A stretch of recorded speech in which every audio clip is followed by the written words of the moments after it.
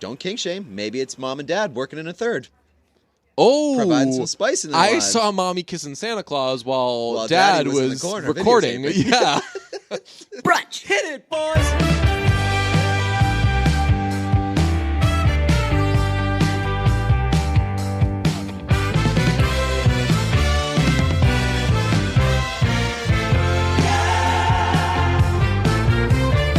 Merry Christmas, Pete. Hey, Merry Christmas, Deej. And good evening and morning. Oh, that's true. Yes, I just woke up from a nap. Someone's coming off a nap. Yeah, I'm not a very frequent napper, but I woke up from a nap this afternoon and almost missed the recording of this podcast. Let me tell you two things. People who are frequent nappers, serial killers. Yeah, degenerates. Really weird. Two, naps in general, this is going to sound controversial. We both agree. Naps overall are bad. Don't eat them. They're bad. Nothing good comes from them. Yeah. Unless, there is very few, if you have an early flight and then you have to do something later that day and you nap for 2 hours, but nobody needs you for anything, by all means, God bless, go nap. Or, I'm a necessary napper. I'm the kind of, if I'm taking a nap, it's because I fucking need a nap and I just cannot function if I go on with my day. And that's where I was today. I was trying to do just anything drink more I could. Coffee. I don't know, because I would have crashed at some point because I have a full shift at work later tonight. I was going to crash. I was like, I need to hit the reset button. I was playing video games, trying to keep myself awake. I couldn't even do it. I could not function. So this is the napping thing. Napping is like eating in that, of course you like it when you're starting to do it. When you're doing it, yeah. When you're taking a nap, when you're like, I really need a nap. Oh man, if I just shut my eyes for a little bit, it's the best feeling because it's like you're kind of getting away with something. Everyone's awake right now. Especially when it's I took a nap at 3 o'clock on a Tuesday afternoon. Oh yeah, that's like the prime napping time. It's early to late afternoon. They're at work. But it's everybody's all out and about doing things, and I'm sleeping right now. There's a little thrill of that. It feels like you're sneaking around. Right. But I mean, after now you're not going to fall asleep tonight. Oh, I will. Yeah, wow. I will. It was just more of I needed an hour to close my eyes just to kind of reset give myself a little bit of energy heading into my work little later. But let me tell you, it is difficult it's way more difficult to nap during the winter than it is during the summer. A nice little summer afternoon nap can be great. You wake up, it's still light out. I woke up, I took a nap from 2 o'clock to 4:30 or something like that. I woke up at 4:30. It was pitch dark out. I had text messages from people, and I looked at my phone. I was like, why the fuck are these people texting me at 4:30 in the morning? And then I had to figure out that it was 4:30 p.m. I'm just trying to process that you thought you were making this am I right, folks, kind of comment when you said that it's harder to nap in the winter than it is in the summer? It's harder to come out of a nap during... Oh, okay. I was going to say, winter is just constantly fighting the feeling to just fall asleep when you're standing up. Yeah, are you talking louder than you usually talk? Am I? I don't know. I'm a little distracted by that. I feel like you're talking lower than you usually talk. I feel like I feel like prime me. I could be wrong. I don't know. I'm just last 20 seconds I've just been distracted by it. Maybe I've got a post-nap volume glow. Yeah, you're maybe I don't know, sometimes when I'm trying to wake myself up, I'll do some, slap myself in the face, blah, blah, blah, come on, get out of it, and I'll do a lot of those things. I feel like that's what you're doing right now. Is it just me trying to scream myself awake? Yeah, Could be. You're preventing me from falling asleep at the very least. Well, there we got go. A guy screaming in here. Speaking of which, speaking of guys screaming, I revealed to a coworker the other day, and I don't know how this never came up, snoring. Mm-hmm. Have we talked about snoring? Only during movies. Okay. When it frustrates you. All right. So yeah, as we were talking about snoring, and I was like, how has this never come up on brunch? I think, and that is weird. I'm kind of just volunteering a take instead of it being pushed out of me. But I just need everyone to know that I think if you snore, that deep down, it's a Salem a witch trial thing. That person is that person's like a snorer. I honestly think maybe there's a little bit of Satan inside them. Maybe this has happened in our personal lives, but I believe that I've heard this take before, and it could have been like out one night because I am a snorer. Oh, really? Yeah, I'm a snorer. I'm a snorer. I'm a drunk snorer. That's a thing. I don't snore when I'm sober, but when I'm drunk, oh boy, good luck keeping me down. And I am a vicious drunk snorer. So I'm sure I have snored before. Maybe I was drunk. Maybe when I think like when you're sick, everybody snores. But like that's your body not working. Yeah. So I mean, like your body's not supposed to snore. If you snore, it means that your body is breaking. Wrong. Yeah, like your body just isn't functioning like a person who's going to go to heaven. it's just functioning like devil. It's like a right. I honestly think it is. And as someone who has had sleep paralysis, I think that is less of like I thought until I knew what it was. I thought that was a sign that I was like, I'm a possessed person. This is a really bad thing. Guess I'm got a little Satan inside me. I'm just gonna keep that to myself. Then I found out what it was, and I was like, okay, cool, totally normal. No, that seems a lot more satanic than snoring. Well, sometimes it involves like seeing a demon. So what? Yeah, I didn't know this part. Yeah. What the fuck? You think somebody's in the room. Jesus Christ. Look, what triggers a lot of people don't know what sleep paralysis is, and like we talk about like stigma. Let's fix the stigma with like either depression. I don't know, like mental health stuff, sexuality, things like that. We've already tackled that, man. I don't need this isn't a stigma thing with sleep paralysis. It's just that people fucking somehow don't know what this is. And I mean, even when I found about it, as somebody who had experienced it a bunch, I was reading the Wikipedia page and I was like, my God. I really need to do my research. It's in no way, the craziest thing is, there's been no connection made between sleep paralysis and any sort of mental health thing. It's just like... What triggers it? Is it just like a random thing? I don't know. I think it's like your body is stuck between sleep cycles or something. So basically, it feels like you're asleep, but like you're conscious. So like I think your eyes are closed during it, but like you think you can like see around your room and everything, and like you can't make yourself move, and it's a little unnerving. Yikes. Yeah, I haven't had it. Honestly, I don't think I've had it since I learned what it was. Really? That's interesting. I feel like that's very interesting. I feel like sleep stuff is the most terrorizing things in the world. Oh yeah, because I'll get a nightmare from time to time, and I've never found a cure for like the nightmare. Like when I have a nightmare, I'm never immediately ready to go back to sleep. No, you never. I like sit up, I move around, I talk too loud on a podcast. Yes. I just do everything to try to. There's really I feel like there's no growing out of accepting a nightmare. What do you mean? Like I'm 28 years old, 27 years old. Oh, that was a nightmare. Yeah, it's like, oh, that's a nightmare, no big deal. I'll wake up out of a nightmare and be like, holy fuck, somebody hold me. Maybe it's because I just don't have them a lot, so that when I do have them, it's super jarring. But I can't imagine somebody who has frequent nightmares, one, how they live, because fuck that, and two, how you just shake that off. Mitch Hedberg was a big anti-dream guy because he didn't like the idea that when you went to sleep, he had to do more work. So he has a bit where he's like, I'm trying to sleep. The next thing I know, I got to build a log cabin with my former boss. Strange dream, for sure. But that's like your generic dream. Like I had a dream that I was doing blank with this random person. Yeah, it's like basically dreams are like fucking like Mad Libs. Yes, exactly. Do you subscribe to the theory that you dream about your dream is based on your last thought before you fell asleep? No, but I do feel like recent thoughts definitely play into dreams because it's like your subconscious. Yeah, I had a dream last week, and I don't dream very often either. I don't dream or well, you might not remember them. Yeah, that's true. But I did do.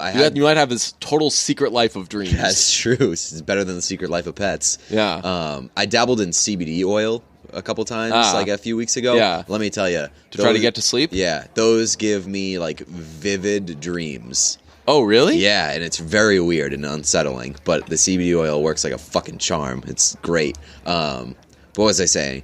I had a dream the other week about like a random person that I hadn't thought of in like 2 years prior to that night. Like I thought of him that night while awake, and then he was in my dream that night, and I was like, the fuck? It's a person that I hadn't thought about for like a couple of years, so I was like, that's definitely weird. I have a dream, song to sing to help me cope with anything. If you see the future, da da da da da. You know that song? Nope. Da da da da da da. You can never fail. I believe in angels. Yeah, it's an ABBA song for sure. Yeah, it is. It's an ABBA song. I was gonna say right after the first line, I was like, "Sounds like an ABBA song," but I waited because everything you do I and sang say it an octave sounds lower. like an ABBA. I could have gone for it, but I do have one small little ABBA thought I want to throw into here. Do Agneta? I'm still not over her. What a babe. 2, does ABBA exist in the Mamma Mia world? I feel like that question's been brought up by like critics before, but Well, it's not as cool then for them to do it. But it's a good us conversation. I don't know. Like they have to, right? Because Donna and the Dynamos would be much more popular. Right, those songs were Yeah, terrific. exactly. Donna and the Dynamos would have taken over the fucking world. Right, there's no way they wouldn't. Like, I don't know, maybe Tanya. I could see Tanya being like hard to work with or something. Tanya, like rubbing people the wrong way, be like pushing people around, like being really mean to like engineers or something in the studio, and they're like, all right, this woman is an asshole. You know what the deal might have been? Is that the other friend who nobody knows her name, who Rosie. Rosie, yeah. They were like, hey, you guys can be big stars, but you got to get rid of that freak. Why? Why was she? Because nobody remembers her. Oh, right. So they're like, you gotta drop the dead weight. We'll give you She's like somebody Meg better. Griffin? Yes, yeah. And they were like, no, but that's our friend. Yeah, but I can't tell if ABBA exists because Bjorn and Benny are in Mamma Mia 2. Are they really? But Benny's when they're singing Waterloo and they're at the piano. Okay. Like there's a shot of them. I wasn't sure when I saw it who it was. I was like, that's definitely one of the dudes from ABBA. Because just for some reason they showed like him playing piano and like the three of them. It's a shot of the three of them. Her, Harry, and Benny, and they do like a whoa, whoa, whoa, and I was like, that's definitely one of them. And one of the professors in the beginning is Bjorn. Oh, really? And when you see it, like even without knowing what Bjorn looks like, just if you watch it, you're like, that looks like a rich Swedish man. That's not some like frumpy professor. But yeah, so they're in it, but they're playing other people. So like Bjorn in real life is not a professor. Benny does happen to play piano, but why in 1979 would like a 300-year-old Benny from ABBA be there? It really makes you think. Yeah, it makes me think at least. It does, because like if they did exist in that universe, then I feel like a lot more questions would be brought up, being like, hey, why the fuck do these freaks just sing ABBA all the time? Yeah. Like, what's going on? That's never questioned. But the fact that Donna and the Dynamos isn't a world smash and, like, world-famous group lends the idea that, like, ABBA doesn't exist. ABBA does exist in that world. Yeah, and if those actually were Bjorn and Benny at the beginning, when she goes, hit it, and they start playing When I Kiss the Teacher, you would have seen, but the listeners can't see this, but you would have seen Benny behind her like, excuse me, is anybody my song. seeing this? So she learned in school to just plagiarize and rip people. This is I wrote this song. But on the other hand, if they sung that without the ABBA frame of reference, they'd have been like, why the fuck is this girl singing about kissing the teachers? That is a fantastic song, because you know how some songs you're like, what is this? What's this about? Is it about sex? Is it about love? Is it about drugs? Like every single line ties back to I kissed the teacher. Yes. Everybody screamed when I kissed the teacher, and they must not have agreed when I kissed the teacher. Especially in I have a dream, a song to sing about kissing the teacher. especially in that day and age where I feel like a lot of like the sexual or sexually driven Right. songs were masked Yeah. in like these references and cloaked sort of lingo, and they're just like, nah, I wanted to fuck the teacher. Tell you what, dude, ABBA, they were ahead of their time in a lot of ways. They were Max Martin before Max Martin, but they were ahead of their time as far as being explicit, because not only that song, I was listening to Andante Andante. Oh my god, that is the most, it's like it sounds like a nice pretty song, and it is, but it is unmistakably like, fuck my body. That is what that song is saying. They should have made it about a guy named Dante and called it On Dante. Oh, On Dante. On Dante, on Dante. Maybe the Greek guy is Dante. Okay. That guy is awesome. You know who hates that guy? No. His mom. Really? Yes? Are you kidding? I don't know. She's the old Greek woman. Oh, yes. Yeah. Yes. She Wait, despises is his name Andante? No. Oh. No, but I'm just saying, like, now that we've brought that guy up, that woman hates her son more than anybody. He got her a job. Yeah. Oh, yeah. He owns the bar. He owns the bar. My son had to buy bar because it's the only way to. It's like, lady, you fucking work here. Right. Like, I wish that when she was saying that, like, my son, the owner, he had to buy bar because his band sucks, blah, blah. I'd be like, excuse me. I'm sorry, miss. She'll talk to you in a minute. Mom, you can give me shit outside of here, but when you're here, this is work. This I'm is your boss. I am your son, but I am also your boss. Yes. We all have to be pulling in the same direction. And then her mom would be like, I'm sure that she'd be like, you don't pay me. It's totally believable that guy doesn't pay his employees. But on the flip side, she has a house that's vacant and has a horse in it, and she didn't give it to her son. That house is trash, though. It is, but it has potential. It does.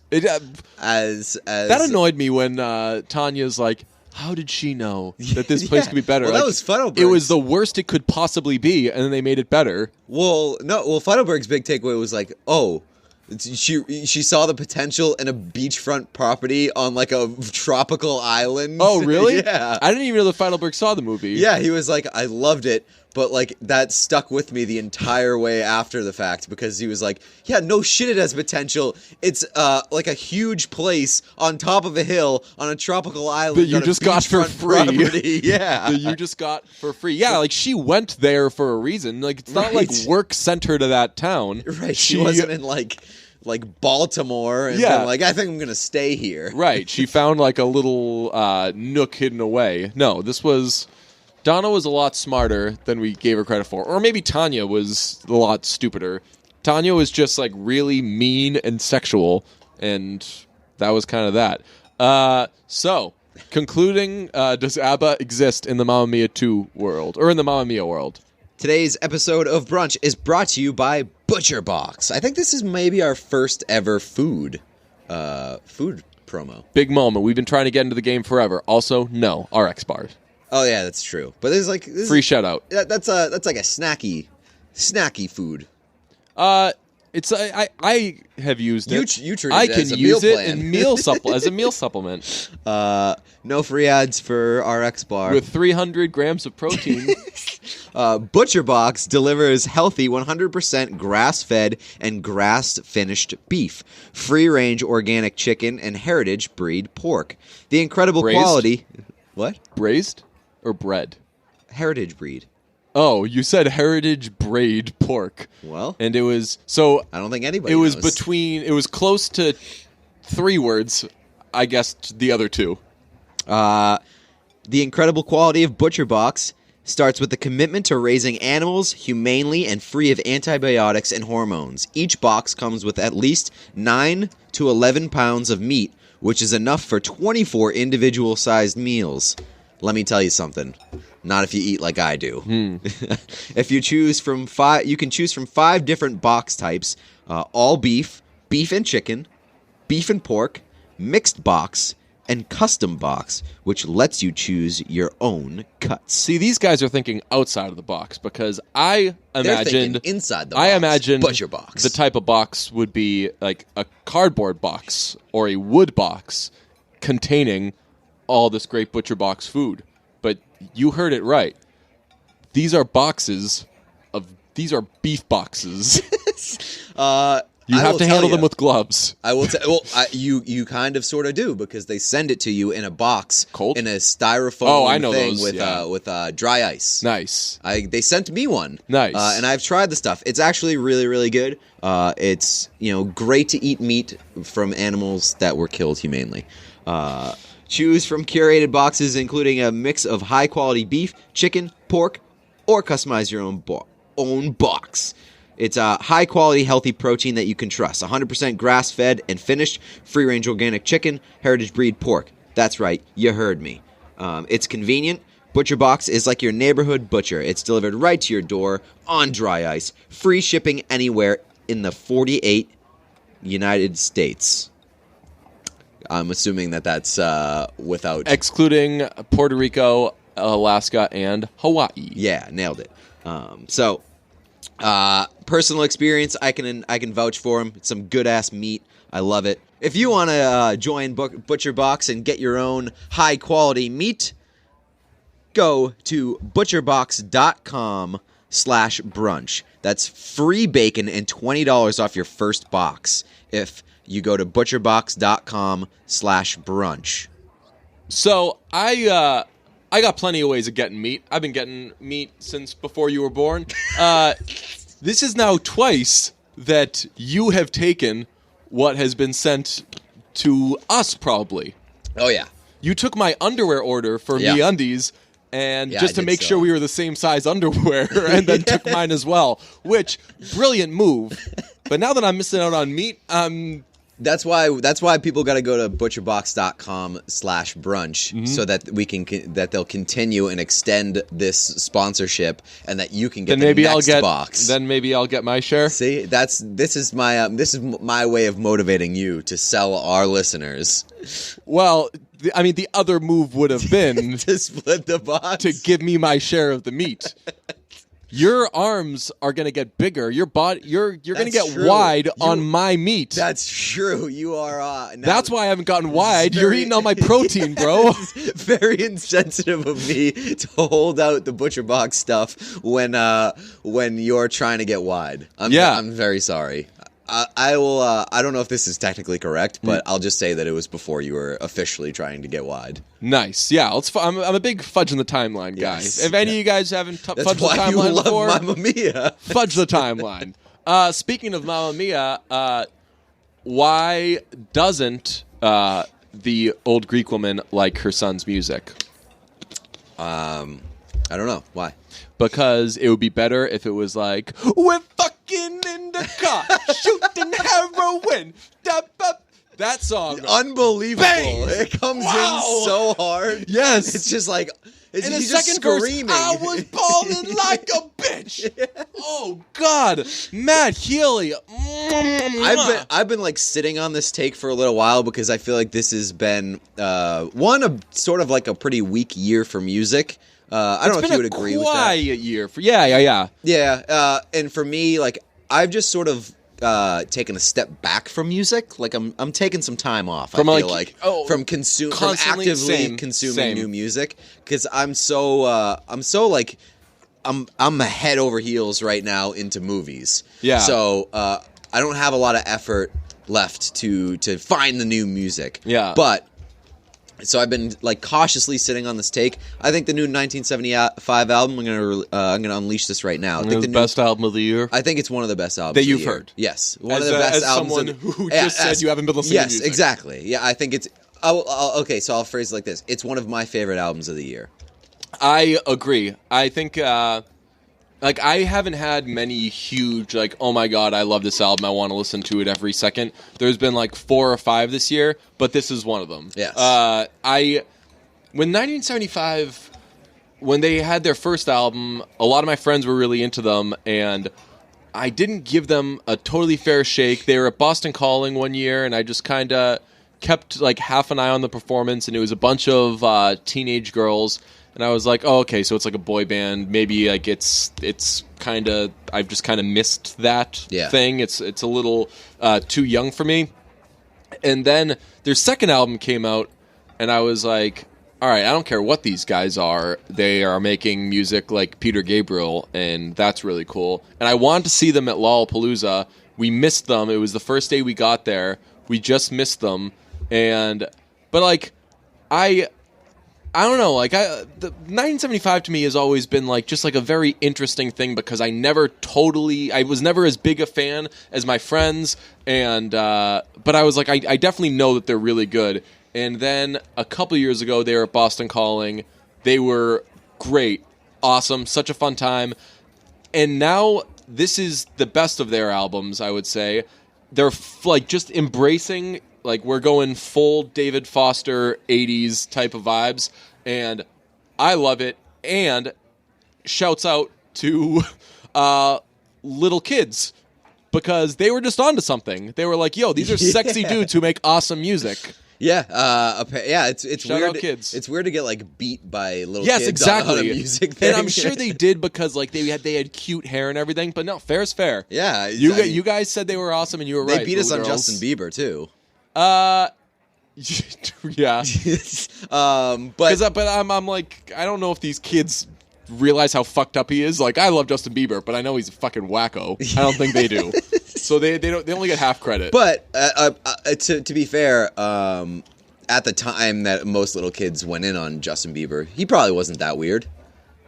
He was probably a product of the... The first thing I saw of Justin Bieber was when they did the We Are the World, like 25 years later thing. And I forget what cause it was for. It may have been for Haiti. I can't remember. I don't think it was a Katrina thing, but they did like another thing of We Are the World. Definitely wasn't for Katrina because Bieber would have been like 5 years old at that point. Well, he was a kid. I think it was for Haiti or I forget what.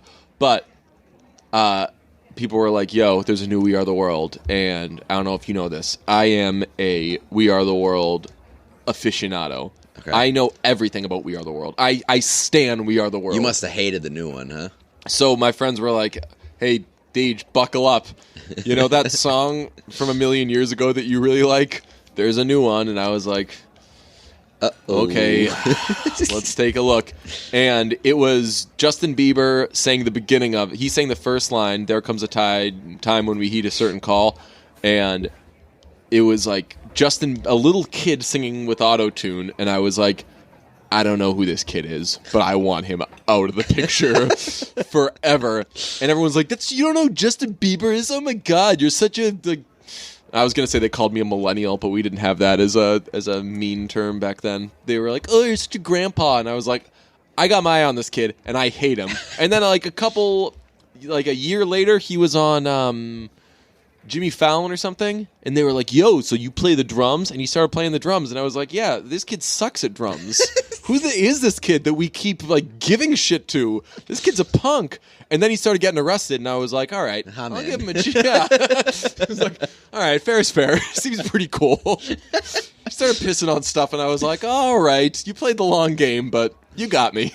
Speaking of arrested, I just found out like today that one of my friends from college, or not my friends from college, but like an acquaintance from college got arrested. Let me tell you, it's a real thrill to find out that somebody that you know got arrested. I mean, I don't love thrill the right word. Yeah, well, it's like a personal thrill. It's like when you're old. I imagine it's like when you're old and you see somebody that you know is in the obituaries. Yeah, remember? I believe that's an Everybody Loves Raymond thing where like Frank reads the obituaries. Sounds and funny, like, so yeah. Right. Ha, sucker! I beat. I just like to look at all the names that I beat. Yeah, he stunts on them. Yes. Yeah. So.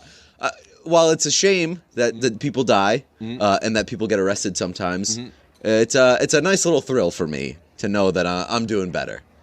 Oh yeah, I mean we are nothing if not constantly comparing ourselves to our peers. Yeah. Speaking of, so shouts out to all you people who get arrested and make me feel better about myself. Speaking of being arrested, at work the other night we were doing a thing where we had to fill in the blank. It's like they'll say, all right, so this is happening, so. so-and-so will be what? And we were talking about how the Packers fired Mike McCarthy, and it was fill in the blank. Josh McDaniels will be blank next year. And I said arrested with like a little like intriguing thing, because just like that opportunity was there. No laughs. I thought it was a cool thing. Instead of being like, hey, he'll be offensive coordinator, it's like you could say anything. He will be. You should have really went for it and been like dead. Well, I would have been. So we brought up recently like. I think Belichick's gonna never plans on retiring, and I was like, well, we were all supposed to be dead like 10 years ago, so even if he doesn't plan on retiring, like we're all gonna retire in a couple of years. We are on such borrowed time. Don't forget the it, Earth folks. is going to retire. Yes, don't forget it. So speaking of depressing things, that 1975 album. Yes. What's the last song? The Oasis one. I always feel like dying sometimes. Yeah. Or I always want to die sometimes. Yeah, same. There's a lot of get your own podcast on this album. I know. It's very anti technology. Oh yeah. It's well, the name of it is A Brief Inquiry into Online Relationships. Yeah. And then there's one with I think it's like an interlude or something, and it's called The Man Who Fell in Love with a Robot. Yeah. And it's just like about a person Someone who whose just like companion was loves the their internet. computer. Yeah. And it's definitely a very darkly and problematic, like relatable album. Problematic in a good way. Problematic in like no one's going to jail. Problematic for like the listener who relates to it. I mean, that's an issue that if you relate to it. I will say, if we were doing stamps on this album, my stamp would be, I liked it better the first time when Father John Misty did it, and it was called Pure Comedy. It's not a bad. Halfway through one of his songs, that's like a real like hits you in the feels song, stops and he asks how the listener would rate the experience so far, and if this song totally gets you. I did like the fact that you snuck in a Father John Misty song at the end of a recent episode without telling me.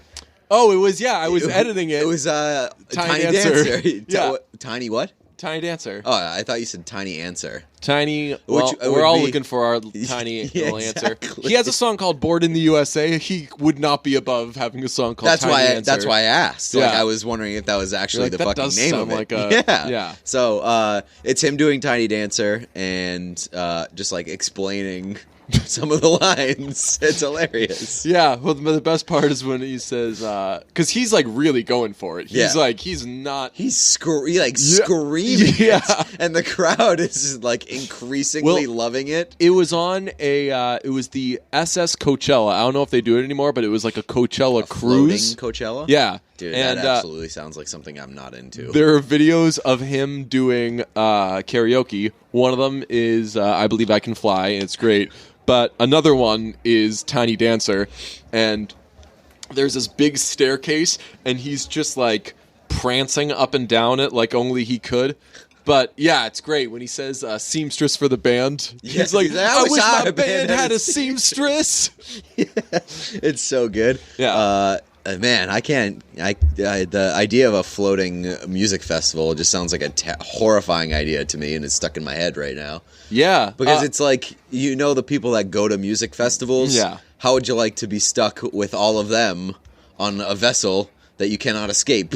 But you know what? I mean, the people of Austin City Limits Festival made a very good impression on me. Yeah, didn't find anybody who was poorly behaved.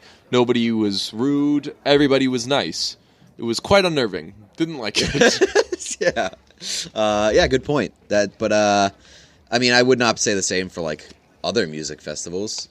Yeah, well, just in general, if there's a lot of people, too many people. Yeah, yes. it stinks. Shout out Paul McCartney. That's a cut off his album Ram from 1972, I believe. It's called Too Many People. Great song. One of my favorite songs.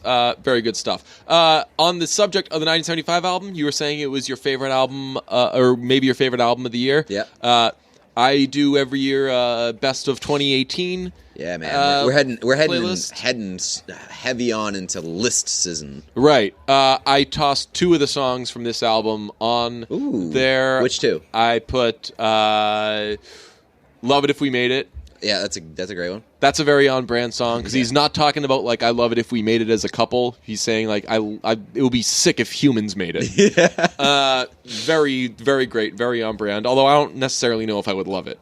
I'm just aware that we might not make it. Yes. And it's just too ear candy to not. It's not living if it's not with you. That's a jam. That for is. Sure. That is probably the most basic song on the album. That is fully embracing. Like I said, there's like a lot of David. It sounds David Foster-esque. So really, really cool stuff. Check out that album. I like America. I like America, and America Likes Me is like a very Bon Iver, Francis and the Lights kind of song, and it's awesome. I should also say there's a huge Kendrick Lamar influence on this album as well, where it's just very, very herky-jerky, very jazzy. It's all over the place, which is what like a lot of Kendrick Lamar songs are like, where at any point a song could sound like 5 different songs. Right. How do you feel about Give Yourself a Try? Because like that was the first single off this one. Oh, it was? Right? I believe. Oh, yes, it was, because that was the only one I knew before the album came out. Yeah, and I wasn't crazy about it, and like it sort of worried me to a certain extent about like where the album was going. But I feel like I like it better in the context of the I was going to record. say, I remember when it came out, I listened to it once or twice, but now when I listen to the album, I play it through with it, so I guess it's a good sign that I like it. Also really like Be My Mistake. Yes. That's a really good adorable song lyrically. Oh, yeah. The lyrics on this album are really, really good. There were, I think it's in I Love It If We Made It. He said, facts are hearsay or something. Just really... In Be My Mistake, there's a line, because that's a song about like love versus lust. And there's a line that says like, you make me hard, but she makes me weak, and I'm like, ooh, yeah, that's a fucking good one. It's a great line. I will say this is the best album about the plight of humanity since 2017's Pure Comedy. Shouts out to Father John Misty for coming out with albums in back-to-back years. You don't see that anymore, and both of them being fire, and both of them being good. Right. Well, just shouts out to him for right after he released a very good album, having a huge personal crisis. Yeah, I know. And when isn't that guy having a personal crisis though? So like, yeah, maybe we've got another one soon. I feel like that guy's never gonna not be like writing music. Well, I wondered. So Pure Comedy came out, then he was on tour. And then, like, a few months later, he was like, oh, yeah, I went through something terrible this past year, was estranged from my wife, and now here's an album about it. I was like, when? Just logistically, like, when was that time? That, like, you were on tour. You didn't have time to be living in a hotel for a month, dude. Especially between writing all those SoundCloud parody songs. That's true. Yeah. Right. But you know what? I think about that sometimes, like, as... like as far as like mental health goes and shit like that, like if you're doing poorly and you're like going through some shit, like there have definitely been parts of stretches in this podcast, probably like the first 2 years we did it, where I would like not be doing well and you wouldn't be able to know it from listening. So like I was still coming up with fun things and funny things and doing this funny stuff, but still that was like pushing out 1 hour of energy and then being shitty the rest of the time. Yeah. So like when you see something like that, like Father John Misty was coming up with these like funny parody things, that totally, I like do not flag. Rule out that he was also doing, I don't know, it's weird. Like I feel like you can be fun and entertaining at the same time as like you're doing terrible. Oh, I feel like that's a really common thing, because it's almost sort of like an excuse and a distraction to like do anything and sort of distract yourself from how terrible you're doing. Yeah. And then like it's just like you'll put out anything and find any way to distract yourself. Yeah. And like we also live in the day and age of just like with social media or whatever, and having like semi-public jobs. Like if you talk to someone you haven't spoken to in a while, they'll be like, "Hey, so like, how have you been?" And you're like, "Ah, well, you know." And they're like, "Well, you look like you're. Oh, give me a break. Yeah, you look like you're having all sorts of fun." And I was like, because I fucking like posted a picture of me wearing a jacket that was too small. That was like, it was just a funny thing. So I thought I would post that picture. It's because I wrote a SoundCloud song about Toyota Priuses. That song is fire. You know what else is fire? Robin Hood. What is Robin Hood, you ask? Oh, I don't know. Only this current sponsor. People ask me all the time, what is it? It's an investing app, I say, that lets you buy and sell stocks, ETFs, options, and cryptos. What do you think the commission situation is? It's commission-free. Commission-free. Robinhood is a commission-free That's not app. true. That's not true, actually. It's factually You get incorrect. a commission. No, we've been commissioned to read this app.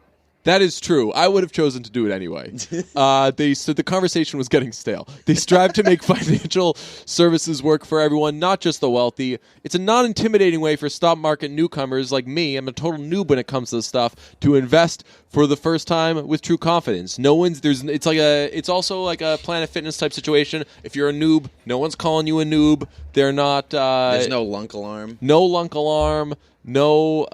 You don't have to sweat. Simple. There's a clear design with data presented in an easy to digest way. Robinhood's not going to be giving you stomach aches. Jesus. I want you to be motivated to do this. There's no commission fees. Again, other brokerages, they're going to charge up to $10 for every trade made, but Robinhood doesn't charge commission fees. Trade stocks and keep all your profits. It's easy to use. It's got an easy to understand chart, market data. Place a trade in just 4 taps of your smartphone, and you learn it by doing. It's very intuitive. You learn how to invest as you build your portfolio, discover new stocks, and track favorite companies with personalized news feed, and you get custom notifications for price movements so you never miss the right moment to invest. Robinhood is giving listeners a free stock like Apple, Ford, Sprint, Brunch. Just kidding, we're not public yet. To help build your portfolio, sign up at brunch.robinhood.com. That's brunch.robinhood.com. Have fun with it, folks. Quick little programming notice. We've got some new merch for the winter season, and if you want to get any of it for Christmas, you should probably order sooner rather than later. Put it in. We also we should put a cool winter hat in there. Ooh. Like, do they make could we make like a colorful like poof ball hat? I can ask our guy Ryan. Yeah, our guy Ryan has designed all the new merch that we've got. It's state of the art merch. It sure is. It is modern, sleek. It is. State of the art. All the right holes in all the right places. Yes. These shirts are state of the art. And so I think what's going to happen is we are going to put up a promo code for the Patreon people. Nice. And that's going to go up probably before this episode drops. So if you want to get any of your Christmas merch, be sure to do that sooner rather than later because it takes a little while to ship out. Speaking of merch and clothing, here's a question. Can you wear red hats anymore? Like baseball hats? Yes. It's tough, man. Can you wear a hat that is red? It's really tough because if somebody's walking catching you behind from the wrong angle. Yeah, man, you're really putting yourself out there. I got a hat from Austin City Limits that I loved. We took a picture with Houndmouth, looked at it, my hair was trash. I ran to the merch store, bought a hat, this trucker hat with this really cool logo on it. It's like very, it's like a very Cali type of hat. Yeah. Awesome hat. It's red. And it has small white font. Every now and then someone will be like, watch yourself, man. Don't wear that hat in the wrong place. And it makes me so mad because I love the hat. And another one of my favorite hats is a Budweiser hat. Oh, man, that hat rules. Yeah. And you catch me from behind. I'm white and an idiot. There's such a good chance that I feel like the red could complete the trifecta. Yeah, but that one's a little bit different because that, towards the front, it just says Bud. On the front, it just says Bud, and it's in big letters. It's unmistakable. So, if somebody, it's red with white lettering.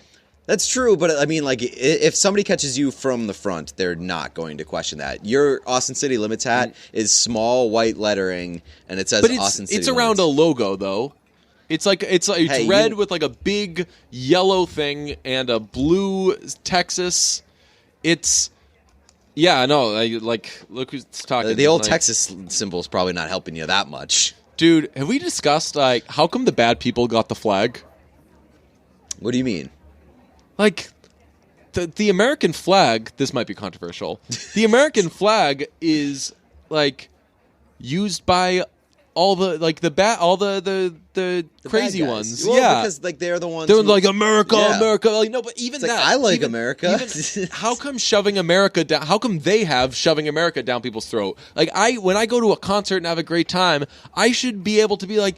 USA, yeah, like America, like what a great, like, I won't say great because you do America great again, but like what a fantastic wonderful place. land, like what great, like I know all these beautiful people. Look what possibilities have happened in this country. But I feel like if you say that, people are like, ooh, you want to bomb the rest of the world? That stinks. How come they got it? Because they got it because they're the ones that are like, oh, the troops. The troops! But I love the troops too.